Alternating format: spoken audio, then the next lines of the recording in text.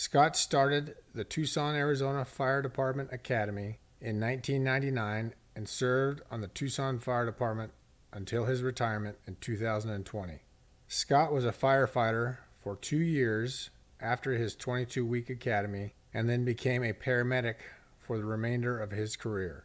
Scott's favorite part about his job was helping people in desperate need, and he was able to do that effectively as a paramedic, reducing the burden of his stressful and challenging schedule. Scott is now a nurse and continues his passion for helping people who need medical help. He has a beautiful family of 5, 2 of which are now firefighters themselves. His beautiful wife is my wife's sister, and they live less than 15 minutes from us, so I get the joy of spending time with Scott on occasion.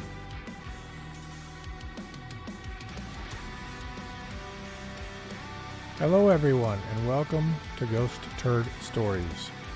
I'm your host, Troy Gent. Ghost Turd Stories' mission is using humorous and challenging stories from veterans and first responders to reduce the burden of families whose veteran or first responder took their own life. Ghost Turd Stories' vision is to use humorous and challenging stories to prevent suicide within our ranks and reduce the burden of families whose veteran or first responder took their own life. We hope to attract veterans and first responders as well as those interested in knowing more about what it's like to be in our shoes while we wear or wore those shoes. At Ghost Turd Stories, we tell and write the stories of veterans and first responders for their families and friends. We love storytelling and believe there is nothing more inspiring and nothing that gets people to take action like a great story. Families and friends want to know the sacrifices we made, the services we rendered, and the people we lifted, so they can be inspired and learn about the legacy we left. Our podcast is the face of our company, but we want every family who cares to know about the experiences their veteran and or first responder went through for them. We interview veterans and first responders, collect pictures, write their stories, and compile them in a book for their families and friends to enjoy. Oftentimes, it's difficult for us to talk to our loved ones about what we did, saw, and heard while serving. At Ghost Turd Stories, we bridge the gap. For pricing, visit linktr.ee/Ghost Turd Stories and click on the second tab directly under the podcast link called Let Us Write Your Story. That's linktr.ee/GHOSTTURDSTORIES. All right, well, thanks for coming, Scott. Welcome. Go ahead and tell us a little bit about yourself and your career. Well, let's see. I actually went to college first, finished up about spring of 1997, and then I was down in Tucson. I'd gone to college up in Flagstaff, Arizona. I had done an internship. I had gone to graduate school, and I ran into a friend who told me to try to do a ride-along with the fire department. He thought I would fit in well. I had never really thought about it, but I was kind of deciding on what direction I wanted to go with my career. And in 1998, I went on a ride-along, and just being in the truck and the response in the truck and going code 3 down the road, I knew that's really where I wanted to be. A lot of adrenaline? Or yeah, even just sitting in the passenger seat, seeing them and responding and seeing the truck move through traffic and knowing what kind of call we were going to, I just felt like, really alive. Did that hold true throughout your career? Was it always there for 21 years or whatever? I'd say there were times where, you feel more of a rush than others. I was pretty blessed in that sense where I always felt really engaged 95+% of the time in my career responding to calls. I mean, in the middle of the night, it's always a little bit tougher at 3 a.m. Sure. But I tended to actually really shine after midnight. My lull in my career during the day was always like between 1 and 5 p.m. I literally could barely function early to later afternoon. But after that, like early morning up to 1 and then evening into night and overnight, that's really where I shined. For some reason, I could very, very easily wake up in the middle of the night and just instantly be awake and alert. A lot of guys really, really struggle with that, which got them into situations where, well, they got into trouble because they weren't thinking and they weren't preparing their minds on the way to a call. Sure. You can't really show up half engaged when you're going to something critical in the middle of the night, especially as a medic. I was kind of the same way in the Marine Corps where I'd be ready to go super early. Yeah. And I'd piss people off sometimes. Yeah. Like, stop having so much energy. Yeah, stuff. And they would look at me. And I get to a call at 2 a.m. and I'm like, hey guys, hey, yeah, you know, and they're like, get out of my face, you know. And so there's certain nights like the doomsday shift on our tour. We call it a tour. So it was one 24-hour shift on, one 24-hour shift off for 5 shifts, and then we would get 6 days off. So we were on a 5-6. But I always said, how long would it take you in that 6 days to feel like I've recovered from that one-on-one off schedule? Oh, well, we were a very busy city, so it'd take me a couple of days. I always said that everything bad that ever could happen in life and on shift happened on the 4th shift of our 5-day tour. Because by the time you got to the 4th shift, everybody was pissed at the world and everyone was angry. They were, you know, everyone was already so tired into the 4th shift that everyone would get in fights. It seemed like all the bad calls happened then. Maybe it was just more remarkable in my mind because I was always so tired by the 4th 24-hour shift. You know, the whole crew was on edge. You didn't really thrive as a firefighter in life. As you went through the years, you just kind of existed. But by the 4th shift, if you worked the whole tour, it was on. And then when you got to the 5th shift, you were euphoric because you were like, oh man, I got less than 24 hours, so I got my 6th day off. But the 4th shift is like overcoming that, you know, that wall, that great wall in front of you. So it was by that point, it was like you're chronically tired, you're fatigued, you don't have the focus and concentration, and you're on edge already. Everybody got in arguments. We had brawls at the station, not physical, Melissa, but I remember one time, I mean, and this is just kind of how really ridiculous it got. You're supposed to let everyone know in the morning if you're in or out for chow, and I didn't indicate, I guess, properly if I was going to be in or out for lunch. So, like, I had multiple people basically yelling at me because I was going to cost them like $2 more for the day. And this is like 4th shift into the tour, and I was just like, what the hell are we arguing about at this point? You know, I'm just like, you're arguing over $2, and it really got into a fight. And then the captain started being like, you're irresponsible and you're selfish and I'm like, dude, I'm barely existing at this point. It's like 4th shift, I can't even, you know, think straight. Yeah. And I just forgot to tell you about chow.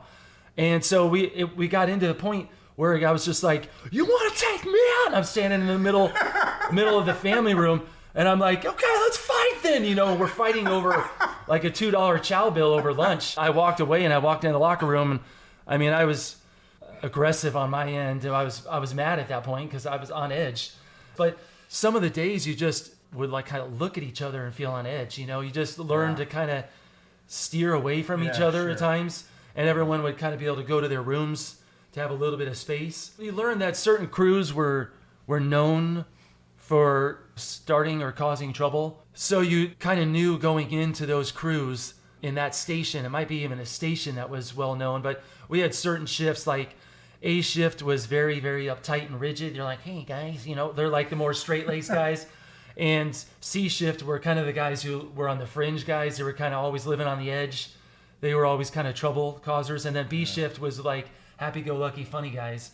And so I always knew going in with some of the C shift crews, it was going to be on, even if you were on their shift, interacting with them in the morning, leaving or coming on was good. They were on edge all the time, and they were always poking the bear, so to speak. I remember I used to ride my bike to Station 15, and I was on B shift at the time. And C shift, they were just a bunch of asswipes, man. They just were always looking for trouble. I remember I would ride my bike in the morning, and I would actually literally walk through the front door and carry the bike. I wouldn't even roll it through the station. Well, they thought it was arrogant of me to actually carry my bike through the station. They would have rather had you roll it? Well, no, they wanted me to go around the outside of the building and find an exterior door in the bay and just knock on the door, ring the buzzer, and leave it in the bay. Okay. But it was hard to get to that side of the station, and when I rode up, you always rode up right to the front door.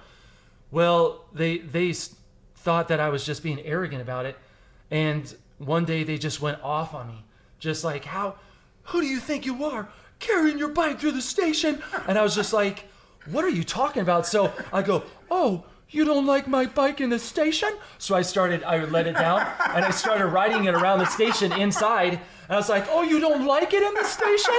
So I started rolling it around the station and rocking it all through everywhere. I go, you don't like that? Then take me on. So then I was like ready to fight all 5 of them.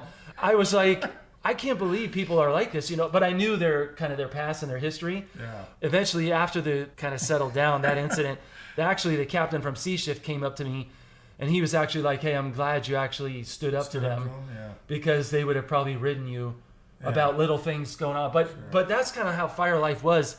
You literally had to kind of gather yourself kind of walking in the front door each day because it was a gauntlet, because there were 2 tables at the family room area and everyone was sitting at them.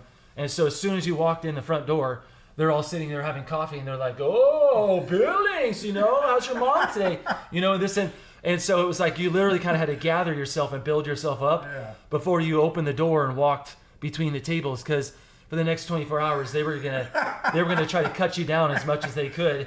It was like walking into a lion's den, but every single lion is the alpha male lion. It was like who can beat down who to be on top.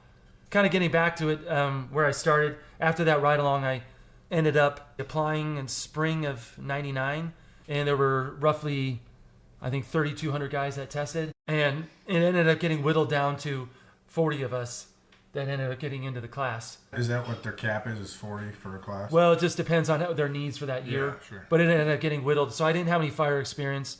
I didn't have any EMT. My background was in exercise physiology and biology, so I had a background with the human body. But I didn't have any EMT experience, no fire. What set you apart that out of 3,200 they picked you? Well, I scored really well on the written, and then the physical was a breeze because I always trained very, very hard. Yeah. But then we had multiple interviews with like a city board, and then we had them with a fire board interview only. And I think I knocked it out of the park with both interviews. I tried to just be, genuine, and sincere. They ask you a question and then they interject something in the middle of the answer to see if it throws you off. Yeah. And I was able to just redirect and answer, well, let me ask that, answer that for you, and then come back. So they could see I was able to change gears pretty well. I think out of the 3,200 process, I think I ended up scoring 6th. I ended up getting in, and we started in July of '99, which is in the middle of summer in Tucson, which was absolutely brutal. I figured the first 2 weeks of the academy were it was like basically survival mode. We were in drilling all day on blacktop in the middle of summer. Yeah. And I was wearing, 30 pounds of insulation. I thought many points I was going to die. I literally thought, and I was physically fit because I was training in like washes and thick sand and running in heat, and I was to get up for it, and nothing ever prepared me for it. It was utter hell. Yeah. I was literally remember staring at other people thinking I'm not going to die before them. Like I won't let myself die before them. Yeah. I remember we would do 8 hours a day. I would go through a minimum of 32 ounce bottle an hour, and I wouldn't pee for 9-10 hours. Yeah. I was just drenched from head to toe. I remember my heartbeat was like 130, 140, just standing, doing nothing. Yeah, just all day. Just because the heat. Yeah. You couldn't dissipate any heat out of the turnouts. So I was like, but after, it's amazing how the human body adjusts. After a couple weeks, you actually, instead of survive, you started to kind of thrive. But there were a couple of guys that went down, passed out, but that was the hardest part, is adjusting to the extreme heat. We would do PT in the morning, and so we would already be tired, and then we would drill all day in turnouts. There were a couple of guys that threw up, but it was mostly just dehydration and feeling kind of like you're going to pass out or passing out, and it became so monotonous. It was just pull hose, throw hose, lay down hose, pick it up, pull hose, throw hose, lay it down, pick it up, and you just do it for hours. So it was so monotonous. We had this one where it was called the mud bog, and we actually had to pull charged hose line, which is very, very hard to pull, and it was in thick mud and water and full turnouts. And I remember by that point, it was like 3 weeks in, I was like, hell yeah, man, I'm feeling good. Like I could just tear through walls. And I remember they charged it to fully charged. So it's, a 50-foot section fully charged with water, and you're trudging through heavy mud and water. you had to turn the hose on, which is causing, negative push on you. And I remember just literally turning on this hose and like walking like I was literally walking with a pillow in my arm and just walking straight through the mud and charging. And I remember the captain walking over and go, "Who the hell do you think you are? Showing me up like this and walking through the mud so fast?" He goes, "You obviously don't have that hose charged correctly." And then he grabbed the hose and turned it on, and it like jerked him back, and he almost fell in the mud. And he goes, "Son of a bitch, Billings, who do you think you are showing us up like that?" And I was just like, "I'm just doing my thing, man." I felt like superhuman by that point, like 3-4 weeks into it. Like I was already really well trained, but then I think I had adapted, and I was extremely strong. So like they thought I was showing them up. I was just like, you told me to squirt the hose, walk through thick mud, and walk at this target and sprayed it, and that's what I'm doing. He goes, "You must be arrogant." They always thought I was arrogant. Yeah. Everyone thought I was arrogant, but I was just doing my thing. I was like, in my world, if you tell me to do something, I'm gonna kick its ass. Yeah. Like you tell me to run towers, I'm gonna beat everybody. You tell me to march through mud, I'm gonna go as fast as I can and hit the target. If we're gonna go through 22 weeks of this, I'm going to be the guy who's always cheering on everybody. Yeah. And so I would like pat people on the butt as we're running towers. I'd be like, "Hey, we can do this. Let's go. So I kind of became the cheerleader. Were you rewarded for that at the end? We got votes. One guy, it was him and I that got like super boot. And I guess he beat me out by a couple votes. Okay. Super good guy. Would never take anything away from him. Yeah. But I was right there, I guess, apparently. Yeah. But it wasn't really ever my goal to obtain any award. It was like, hey, I'm doing okay. I'm going to make sure everybody else is doing okay now throughout the rest of the academy. Even one point in the academy, I started having so much fun. I was just like, I'm going to challenge these captains to a hose throw. And they've all got big egos. I was like, hey, I want to challenge you guys, to a hose throw. And they're like, oh, really? So I was like, why don't you set up 2 cones as far down the blacktop as you want, and I'll throw this hose and I'll make it roll right between the cones. And they started to laugh. And then I get these guys, everyone watching me, they're like, Billings, you got some balls, man. And I was just like, I can do this, because I'm thinking they're going to set it up maybe 15 feet away, 20. Yeah. They went like almost the full length of the hose, like 50 feet away, and they set the cones literally, I'm not kidding you, maybe 15 inches apart. And I was like, oh, that's great. You ass wipes. You're setting me up to fail so I look like an idiot in front of my whole class for challenging you, right? Yeah. So I was like, okay, I'll show you. And at that point, I was kind of, on my ego, I was like, man, this is going to suck if I miss this in front of everyone. I challenge these captains. So I line up. I was like, okay, let's go. And so I line it up. I rear back and I throw that hose. It kind of goes offline a little bit. It starts to veer to the right. And I was like, oh no. And then she starts to pull center again. And it rolled right through those freaking cones. Right through the middle of those 15-inch cones. And I'm not kidding you. You would have thought we won the Super Bowl. Every kid in that class, we were like, yeah. I mean, it was just like all at once. We're jumping up and down. And I was like shooting guns at the captain. So I was like, yeah. And because I had challenged him, I was just like, if I make this, I don't have to run any more towers. You can't punish me with any more towers. Yeah. And I was like running around shooting guns like I was a wild gunslinger. And so they're like, okay, you don't have to run towers, but everyone's going to run them for you. And so they ended up winning in the end because they set me up to where I won, but they weren't going to let me win. Sure. But at that point, I felt comfortable enough. I was like, hey, if I'm going to be in here another 9 weeks, I'm going to have a little bit of fun with it. Sure. Were you married to Mindy? Yeah, I was married to Mindy. So you go home every night, but you have to be home. And we just had our first son.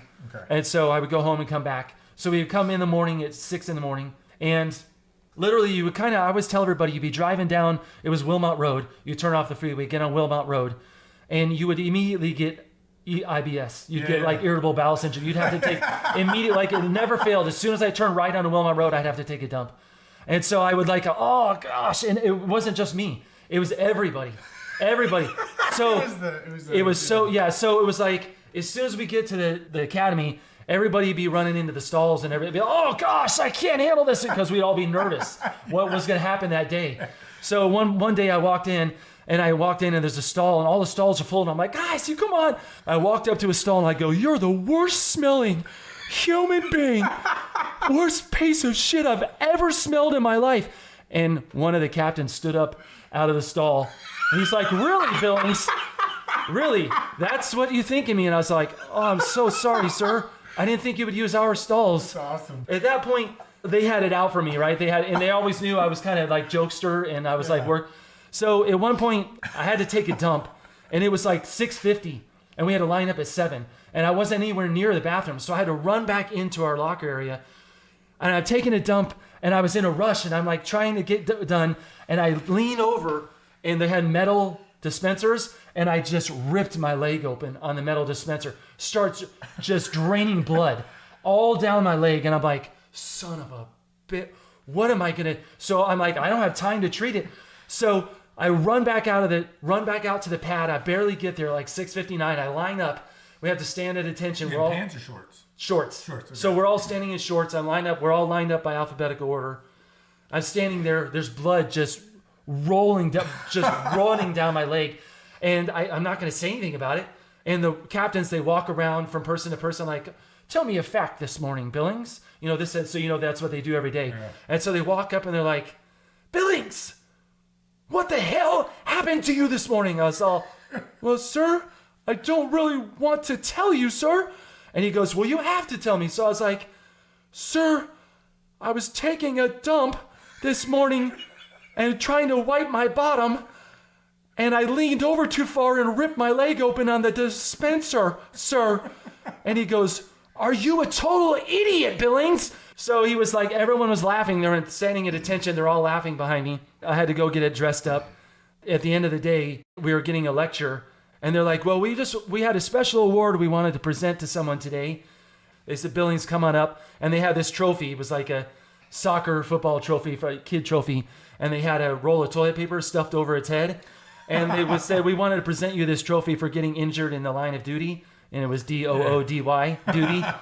And so they handed it to me in front of the class. Yeah. And they're like, take this home with you. And so funny stuff like that. No, I chucked it out the window on the way home. But I mean, it was like, it was funny stuff like that all the time at the academy. By the end, it was like I was trying to be a little more lighthearted and enjoy it. Whereas in the beginning, you were just stressed every day. After that, I was on fire for a year. They took us out of the field, and we went through 7 months of paramedic school at the University of Arizona. And so that was full-time. It was 40 hours a week. But then after that, you still served as a firefighter for 6 more months. 6 months, okay. And then I was promoted to medic. You told me privately that you were hazed a lot. Well, I mean, my thing was that I ended up getting to a station with 10 guys, and my captain, he wasn't a super nice guy, to say the least. So he rode me about a lot of things. And then my engineer, he was really an egotistical guy. So, I mean, from the moment I got there, he had me shining axe handles like for hours on end every day when I knew how to be doing chores in the station. We had a big dorm. We all slept in bunks just next to each other. Mm-hmm. And every call for every truck, I would have to get up and open their bay doors and go press the button, and then press the button when they left and close it, and then try to go back to bed. Okay. We would run races. I remember a guy saying he was a walk-on at U of A. This is my engineer again. Yeah. He was a cornerback, so he was super fast. And he was just like, I'm going to challenge you to a sprint. And I was just like, oh, come on, man. I don't want it. And he goes, so I want us to sprint, down the driveway. It was like 80 yards maybe. Yeah. And he goes, I'm so fast, I'm going to torch you. Everyone thought I had an ego because I was strong and physically fit. Yeah. That wasn't it. It was always a challenge to me. But I was like, whatever, man. So we line up at the bottom of the driveway. The whole crew, all guys, 9 guys are standing out there watching, right? And he's just like, go. And I torch him by like 15, 20 feet. He's like, oh, that's the most ridiculous. I slipped. That's the most ridiculous thing. I'm faster than you. And he's yelling. He's walking around. Of course, it pissed him off that I beat him. Yeah. But I'm like, everything I do in life, I'm trying as hard as I can, right? Yeah. So he's like, I want to go back and do it again. I was like, well, not today. Let's maybe another. So it's like the next shift. My crew, they line up again outside. What does the crew actually think of this guy? They think he's an A-wipe, right? Yeah. They really do, because he's so egotistical, yeah. And he's one of those guys that never shuts up. He's always talking about how good he is. And so they have an American flag they're holding this time. And so we line up. He says go. I torch him again. As I run by, they hand me the American flag, and I'm holding up the American flag over my head as I'm running around. Because I'm going to rub it right in his face this time. I'm running around with it over my head and being like, thank you. As I'm just eating up his ego, you know, and I'm running back and forth in front of him. That's kind of like we used to have hose rolling races where they would lay out hose and then we would get the hose rolling and we would see who could roll it the fastest, and I was real fast. Yeah. But at one point they stuck a piece of large wood into my hose. So when I got to like, you know, 20, 30 feet in, the hose just went and it just hit the wood and I couldn't roll up anymore. Basically, I walked out into a door from outside and then I walked back out and they dumped a bucket of water on me from up overhead. And I probably shouldn't have done this, but I took everything he owned out of his locker. He's the dude that dumped water on you. Yeah, the engineer. I took all of his contents out of his locker, all of his clothes, all of his stuff, his personal stuff, and I dumped it into a pile in the back, and I just took a fire hose to it, and I started spraying it, and just got it completely soaked and destroyed half of it. Well, then I locked my locker thinking they couldn't get to my stuff. Yeah. Well, there were little vent holes, and he took a fire extinguisher and emptied a fire extinguisher into my locker. And so it kind of built up. It started, you know, at some point you start realizing it's gonna escalate into a fist fight. Yeah, sure. You know, so I had to kind of back down at some point, but is there a rank structure being a paramedic or? Yeah, this firefighter's the lowest rank, okay. And then engineer and paramedic, and then you had captain, and then you had battalion chief. So you remained a paramedic, so you just never got to captain. No, I didn't really. Never cared to... Well, captain was more kind of administrative, overseeing the crew and the station, and you know, running the scene on fires, disciplinary stuff, reviews. I just loved being in the middle, in the back of the medic truck. So by choice, you stayed paramedic just because. Yeah, I never had a desire to be captain. I mean, I thought about it a couple times, but I just really loved serving people and helping people and being in the middle of the heat. But no, I don't care what anybody says. Paramedic had 100 times more responsibility than any other position. Yeah. I mean, 90% of our calls in the city were medical. You were the go-to person. When it was a fire and no casualties were involved, would you just become a firefighter? Yeah. Okay. So we had a dual role. So we had turnouts in the medic truck, and we would go to the fire, turn out, and then go to the fire. Yeah. And so we would get assigned certain roles at fires. And a lot of times we were rehab because they wanted the medics to check out the firefighters. But then other times other crews, the captains would have you go in.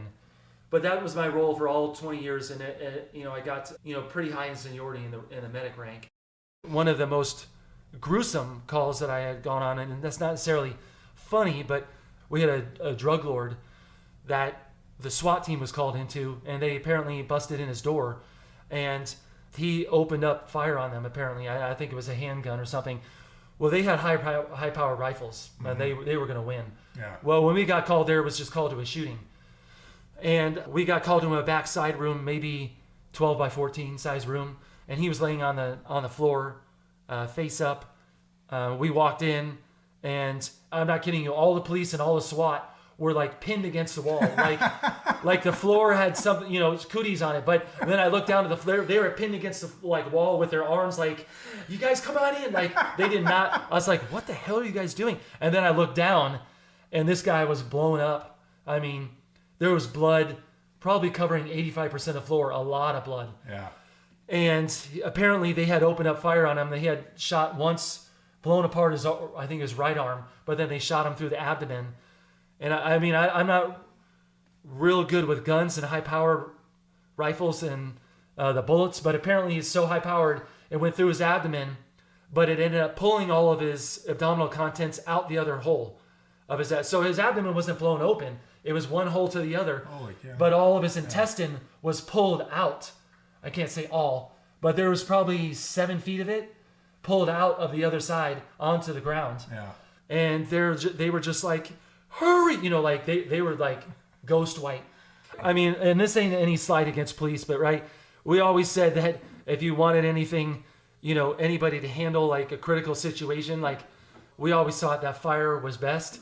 Now, obviously, in the situations with burglaries and on their side, police are fantastic, but we always kind of had this friendly rivalry, right? And we respected the hell out of police, and they respected fire, but we always thought emotionally we always said police were soft. We're like, they're soft, right? When we did PT, we trained for an hour and a half. When they did PT, they ran a quarter mile. And they had a line of 6-7 casualty people that were on light duty because they injured themselves on the half mile the day before, right? So anyway, so we walked in, I was like, what are you guys? And then I looked down, I was like, oh, that's a lot of blood. But I was like, I'll handle it. So we Well, it just basically wasn't even a thing to you. no. I had a job to do. You'd already been I mean, through I'm it. walking in blood and boots. Yeah, sure. I mean, I'll clean up later, and it's not like you're like, oh wow, this is so much fun. But it's like, okay, we got a job to do.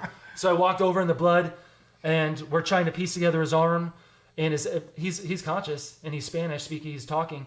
If you can imagine like slimy, squirmy, jelly like guts. That's what it, and then we picked it up. We just throw it on his abdomen, just grab him, sit him up. I just grabbed like gauze, like heavy duty gauze and pads, and wrapped him up and got his guts pressed against his abdomen. We got a line going. We loaded him up on the gurney, and then just went code 3 to the hospital. But he was talking the whole way. You know, it's incredible they can have that much trauma and then they're still conscious. Yeah, and I think to some degree adrenaline kicks in on their end. You know, your vasculature constricts, and you're getting everything to your vital organs, your brain, your heart, and your lungs. And so, but I remember another guy who was he was kind of like a biker dude, one of those typical biker dudes. Yeah. And we were on Pima. We got a call to a basically like car and the motorcycle, and he got a car that pulled in front of him, and he T-boned the car, and he went over the top. I remember getting there to him. He's laying on the ground. He's talking to us, and people always know when they're gonna die. They will tell you 100% of the time, he got there, he's like, oh gosh, I'm going to die. And I was like, no, not right now. Not right now. And I remember taking off his shoe, and he must have caught his shoe either on a piece of the metal of the car or on the bike. His foot was just torn apart, like literally ripped open, and it was cadaver white, and there was no blood. And I remember looking at his foot going, oh, you're going to die. And what does that mean? Means basically he shunted everything to his core. Okay. So he had no blood flow to his extremities. There was literally Does that happen because of shock? Yes, because of shock. So the body's in shock. It doesn't necessarily need to do it, but it just goes into shock. Well, the body innately will shunt blood away from anything that doesn't absolutely need it to everything that does, and caused basically blood to start to fill up in his chest around his heart. Okay. And so the body was going into shock. He was losing blood internally. And I remember looking down at his foot. I was at his head, and I was looking down at his foot going, oh yeah, you're going to die. And I remember thinking, I didn't say it, but he kept saying, repeating over. And it's kind of eerie when you know you're in those final moments. Yeah. So we got him to the hospital, and they cracked his chest, and he instantly bled out and died. So, I mean, we had guys like that all the time. On the funnier side, we've had like an 80-year-old woman. She was on the toilet at home, and she's trying to clean herself up after, and she slipped in between the toilet and the tub, which is about maybe 14 inches apart, and she wedged herself perfectly, so her butt was wedged towards the tub, and her hips were wedged in between the toilet and the tub. Okay. And she was there. We got called for a fall. She had been there for about 24 hours. Who finally found her? I don't know if it was a neighbor or someone did a welfare check or a family member that came over, but she had been stuck there, and it's like her ass had melted into the tub. And we had like 3 guys. I'm not kidding you. I was pulling as hard as humanly possible. So at some point, my captain's all, you're going to have to go get some Vaseline and lube her up, Billings. I was like, lube her up? So I was just like, oh my gosh. So I'm the young guy, right? I'm like taking handfuls of Vaseline and I'm rubbing it on her, between her privates and her butt cheeks and the wall of the tub. And she's just looking over, smiling at me. And I'm like, are you really enjoying this, right? Some young guys rubbing your chaunch. And it's just, I was trying to look, of course I'm like almost throwing up in my mouth because I'm like, you don't want to see an 80-year-old woman naked. Yeah. You don't want to, but I'm like trying to lube up her butt cheeks, and we finally got her like dislodged, but it literally felt like her ass had melted into the tub. Another one, I was a medic at this point, and we had a larger breasted woman, and she had chest pain. And so there's 6 of us on the crew. And, listen, my brain works like a squirrel, so I get distracted. So I hear little things off to the side. I hear conversations. I start to look around. But I'm doing a 12 lead on this lady, and I have to expose her. But then she's got very large breasts, and I lift up her breast, with my forearm, and I put the electrodes on, and I put them around her chest, and so we get her in place. I say, ma'am, sit nice and still. And so we get a picture of her heart. Then I start to get, lose focus. And so I'm looking at the monitor, looking away from her. And then I look back, and then I hear a conversation off the side, and I'm starting to pull. We have little clips that clip into the leads, little clips that go click, click. And so I'm pulling them off. I pull them off her sternum and then her middle chest. And then I'm pulling on one, and I can't get it to come loose. And I'm looking at my crew, looking away, and I'm pulling, and I finally look back, and I was pulling on her nipple. And I was just like, oh my gosh. And she was smiling at me going, that's okay, I'm enjoying this. And I'm like, once again, I was like one of those, really awkward moments. I'm like, I'm so sorry, man. I mean, there were lots of funny stories, but there were lots of very, very, very tragic stories, Sure. I remember a car full of girls got T-boned in a major intersection by a Ford F-150 at a very high rate of speed. 99.9% of the calls you forget as soon as you're done. But I remember this one was just embedded, like the truck was embedded into the side of the car. And I remember looking in initially and just feeling this overwhelming sense of kind of doom. Mm-hmm. Like the one girl had died instantly. The other girl was unconscious in the front. And another one was injured in the driver's side. But we couldn't get the truck dislodged from the car. And my engineer ended up jumping in the truck and ended up trying to drive the truck. Well, it ended up kind of starting to roll the car. Oh. And so we were trying to figure out, I was like starting to yell. I was yelling across the car because the car started moving and I didn't want it to start rolling away with these girls. And I remember in those moments in your mind, you're thinking, how do I decide who's worth saving? Who do I grab to help first? And I think that's what I love most about being a medic is you're so hyper-focused. You never feel more alive than at those moments. I remember after that call, a lot of the guys were really shaken up, but no one wants to relive the trauma, right? So I remember we went back to the station, we had a debriefing. It's like sitting in a room with 10 alpha dudes and then a therapist coming in and saying, do you all want to talk about this? And everyone just sitting silent going, no. And then like the therapy, let's express our feelings. And you're like, who the hell wants to sit and relive the call? Happened? Yeah, because it was very overwhelming emotionally. Was the debriefing just with the captain? No, it was all of us in a family room all sitting together. Just the ones on the call. But we were all pretty much there. I mean, right? Because we had multiple crews there. So we're all supposed to sit down and have like a come to Jesus moment or kumbaya. And the therapist is like, let's all tell each other how we're feeling right now. And you're like, I don't want to think about that. I don't want to think about those things. I just want to move on, right? And so you sit there awkwardly for a half hour and no one says a word because that's fire life. It's like... Do you think that even though you wouldn't say a word, is that something you're going to have to work out later? I mean, I was sent a book one time and I laughed when I got the book, but it is true. It said, the title of the book was Feelings Buried Alive Never Die. They don't go away. They just resurface at some point with addiction or depression or suicidality or some other violence. For me, I started to develop, like, I really can't explain it at first. I didn't understand. I thought I was going crazy. But then later on in my career, I would talk to guys and I realized that it was every single one of us. I couldn't tolerate loud noises. I couldn't be in crowds anymore. I didn't really like socializing anymore. I would go to my kids' games and I would see a crowd of parents talking and I couldn't get myself to physically manifest myself to walk over and talk to them. It was just like I was so overwhelmed emotionally all the time. I couldn't have any more input in my private life. I didn't feel anything emotionally. I was just kind of dead to the world. My kids would fall.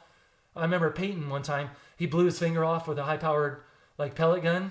And so they're out in the backyard shooting and it's a high-powered, and he comes back to the glass door and he's got his thumb over the barrel. And I don't know this. And right. And my daughter, who's like 2, she walks over and the butt of the gun is on the ground. She walks over and presses the trigger and it blows the pellet through his finger. And she goes, I shot you. And she's telling him she's 2 years old, blows apart his thumb. And he comes in the house. I remember thinking he's really upset and I literally felt nothing. And he's just like, he's over the sink and I go, let's clean it up. And he starts to pass out. He's like, and I was like, come on, man, suck it up. And Mindy was like, you're a real a-hole. And I remember at that point, I'm like maybe 11 years into it, 12 years into it. Yeah. I remember thinking, maybe I am. Every time I would hear a child scream, or Mindy would come in, let's say from work, she worked shifts at night, and she would come in and the door would go eek, like that, creak. I would jump out of bed and feel violent. And I remember telling Mindy, I was like, I don't know what's going on. I don't feel the same anymore, but I don't know. I think it's just me. I got to the point where I was like maybe 14 years into my career, 15 years in. All I ever thought about, literally, I'm not kidding, 24 hours a day, was how to get more sleep. Like I said before, I was barely existing at that point. And Mindy had the strength to walk up to me. One day I was sitting on the edge of the bed, and I was in front of my dresser on the edge of the bed, and I was just staring at the dresser. And she walked over and she goes, "Do something now." And I was just like, "What are you talking about?" She goes, "Change now. Get to a new station now." For her to say something, she must have seen like something really, really big. And I think I was just perpetually depressed and exhausted. And so a slower station opened up shortly after, and I won it because I was real senior by that point. And it was like life-changing. Like I got more rest. I started to feel energy again. Just a lot of, you didn't have as many night calls? No, that was the night calls were the big thing, but it was like perpetual night calls. But at that station, you got a lot of rest and a lot of naps, and I felt a lot better. So like my PTSD, it started to, I call it simmer down. Like I could handle more noises and talk to people more and be in crowds a little bit better. It started to kind of fade a little bit. It still never like fully ever leaves you. I still feel it to some degree, but now that I'm retired and I get sleep regularly, I don't feel it as much. There are times when I get tired that I feel like sensitivity to noises and crowds and things come back. Before I retired, I spent several years talking to different guys, and I realized it was a chronic syndrome with fire and police and military. These guys were... So you thought you were the only one for a while? Oh, a long time. I started hearing guys losing their wives. One guy's wife left him. Other guys were on the verge of killing themselves. Other guys would drink. They would take sleeping meds. I had one guy tell me one time his wife was talking about leaving him. This is about a year before I retired. And he said, "I sat at the edge of my bed the other night with a gun and I was going to take my life."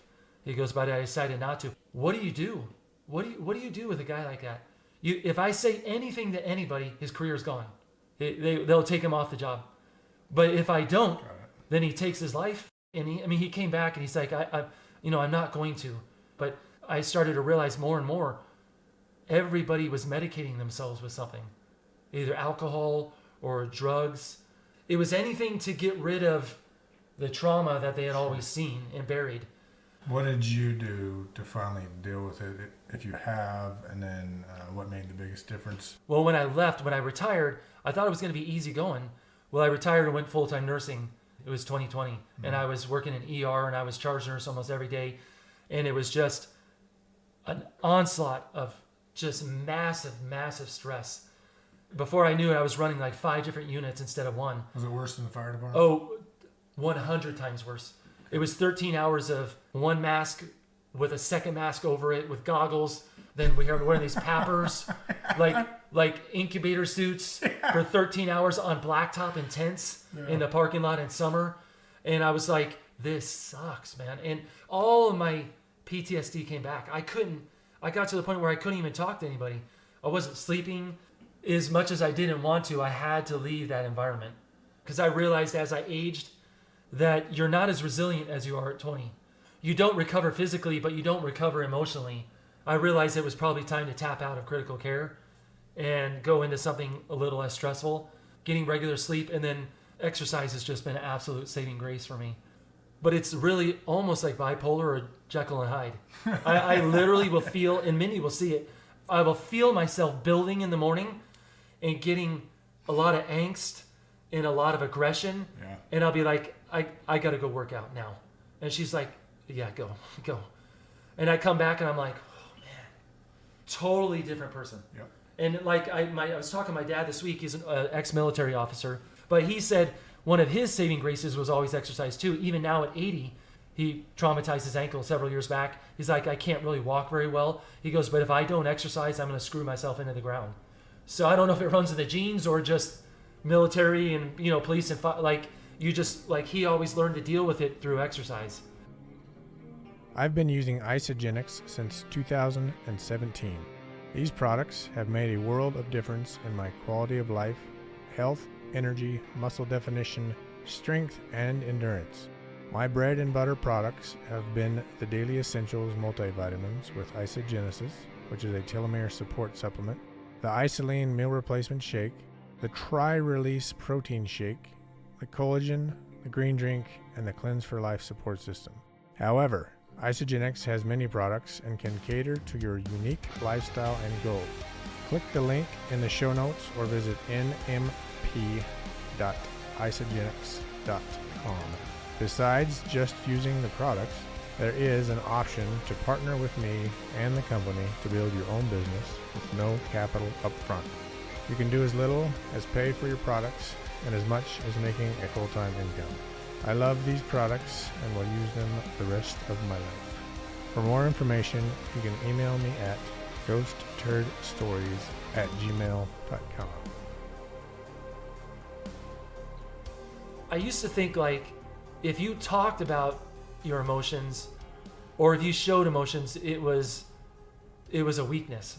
I had one guy say to me, he goes, I tried to open up to the 10 guys at the station the other day about something I was having a really hard time with, and they all laughed at me.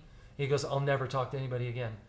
I think that's part of the persona, the alpha male, is you don't show emotion, you just bottle it and go, right? And that's kind of the way, to some degree, my dad was always, he's just like, well, you deal with it, suck it up, man. And to that, I do have some of that, but I've learned more now that it is okay to talk about some of the things you're scared about. It is okay to talk about some of the things you're struggling with. They say misery loves company, but to know that somebody else is walking through a very tough road with you is comforting. To know that you're not the only one that's the freak in the world, that you're not the only one that's depressed, that you're not the only one that has aggression problems, that you're not the only one who raises his voice. The therapy room was like literally the bathroom area. They'd go in there in the morning, we would all shave and start talking.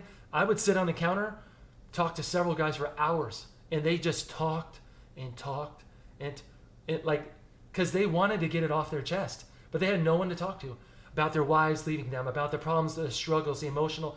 And I just sit on the counter as they were shaving, and they would literally, I can't even tell you, hours. And I was like, well, I'm okay with this. They need this, right? Yeah, I agree. Knowing that you're not walking through life alone is helpful. I think other dudes, like Minnie, would always be like, well, how was the day? It was good. I don't want to talk about it. Like, what am I going to sit down with her, as much as I love her, and say, well, you know when you go on those code calls or traumatic calls and you see how she can't relate. But to talk to somebody else who lives it and walks it, that means something. And then to hear them say, hey, I'm really struggling too. You're not alone. That meant a lot to me. Because then I'm like, okay, I'm broken, but it's not just me. And we can help each other. But there wasn't a whole lot of that going on in the fire service. Like, we'd walk by each other, but we wouldn't really stop and talk to each other, It was more like isolating when you're tired and going through a lot rather than coming together and talking about things. Some of the traumatic things I've gone through after the trauma, a therapist or a program told me, this is normal. Yeah. That just made me feel, okay. Yeah. I'm not a psychopath. Yeah. This is supposed to happen to people that go through this type of trauma. Yes, yeah. And I remember walking for years, and I'm not kidding you, years on end going, I'm the only one that's broken. All these guys are normal. I'm the only one that's broken. All these guys are normal. And they're thinking the same thing. Yeah, until you sit down and talk and you realize, dude's medicating with alcohol, sleeping meds, other drugs, who knows to get through life. His wife left him. Holy shit, man. I mean, this is a chronic problem. One guy, after he left the department, he hung himself. There were other guys talking about killing themselves. The other guys medicating. And I realized, what are we doing to take care of each other? Well, not a whole lot. When you're on the job, you're basically just existing and trying to survive. You don't have any room for anybody else. Oh, tell me your problems. You don't have any room for that. You're dealing with all your own problems. Which is unfortunate because that's the very solution that's going to help with those problems. But then we're thinking that way. We're avoiding it, but that's the very thing that we actually need to overcome the problem. Yeah. So And if you show weakness, it's unfortunate. then are they going to trust you in a critical situation? I'm really struggling, man. Can you listen to me? Well, what about when the shit hits the fan? Are they really going to trust you? Or are they going to say, well, this guy's weak, he's going to break? And I remember after I retired, COVID hit, and I was charge nurse. I was talking to a coworker of mine. Her husband was a captain on our department. And I remember just talking with her in a room one day, and I remember all this major, major stress and depression coming back. And I just started crying. And I said, I'm not doing so well, Teresa. And I just feel so screwed up right now. And she goes, Scott, there's a lot of guys, when they leave the fire department, they have really, really struggled with depression and identity issues. You know, like my mom had told me when I was young before she passed away, time heals all things. I think for me, it was getting away from that and then letting time heal me slowly. No, I mean, I'm not perfect by any means, but I am able to adjust and adapt to a lot of things better now. But for me, sleep was huge. Like, you don't get sleep, you don't deal well with anything in life. Is there anything else you'd like to share, Scott? No, I think I've taken up half your day. No, it's fantastic. Yeah. Awesome. I appreciate it, brother. Appreciate it. Thank you for listening. Please tell your friends and family so that we can bring more joy and awareness to those struggling with suicide ideation and the families who desperately need help after the loss of someone they love to suicide.